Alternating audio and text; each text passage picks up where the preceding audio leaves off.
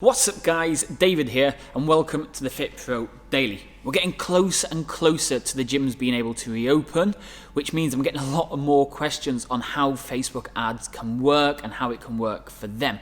So the other day I posted a video, as you can see just here, showing you how to really get set up and run Facebook ads for yourself.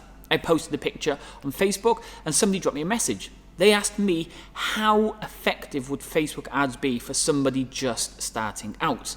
And I wrote the message to reply to his comment, but I thought, you know what, it would be a great video or a great episode to put out for you guys to understand too. Because no matter if you're just a beginner with Facebook ads or you're advanced and your business has been going for a while, Facebook ads can make a massive, massive difference. For me, it literally changed my whole business. So before we get into it, if you're brand new to the channel, don't forget you can subscribe by clicking that big red button below, and let's dive straight into this week's episode.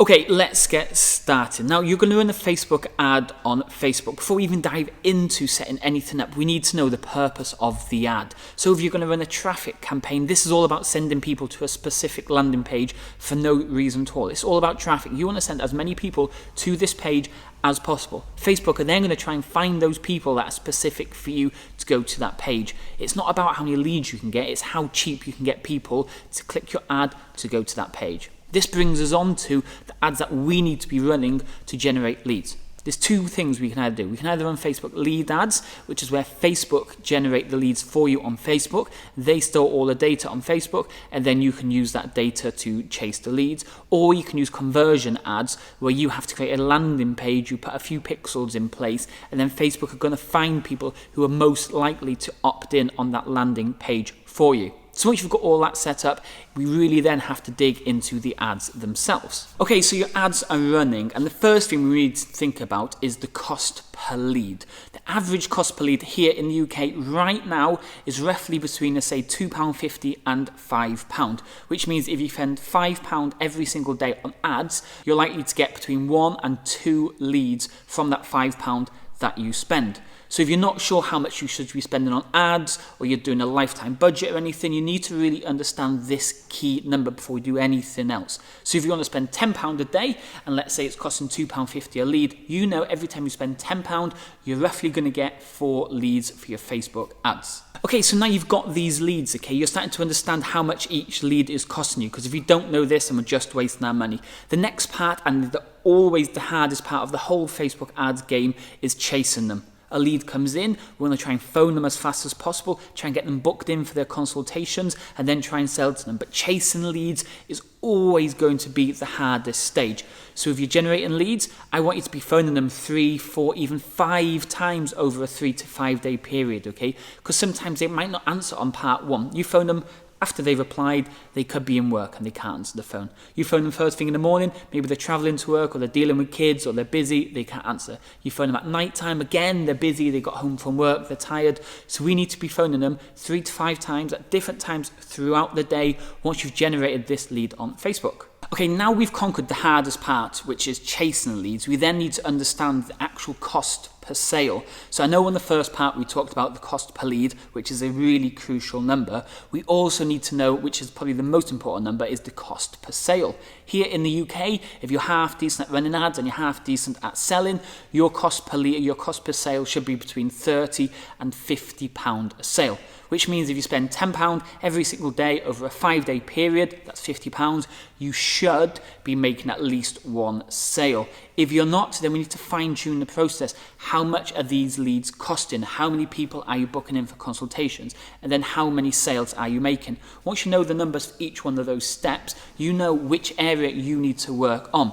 But if you don't know your cost per sale, it doesn't matter how much money you throw at ads, you can have no idea how much these sales or leads are going to cost. So make sure we know our cost per sale. Okay, now the final one comes down to the cost of your program. Now a lot of people really do get confused or unsure about how much they should be charging for their program. And the big thing for this is we need to either be breaking even on the front end or making a small profit. but this could depend on your whole business setup. And I'll talk about that in about 2 seconds time. But first, let's say your cost per sale is £50. That means you need to be selling a product at £50 to just break even, okay? So what you've spent is the same of what you've got coming in.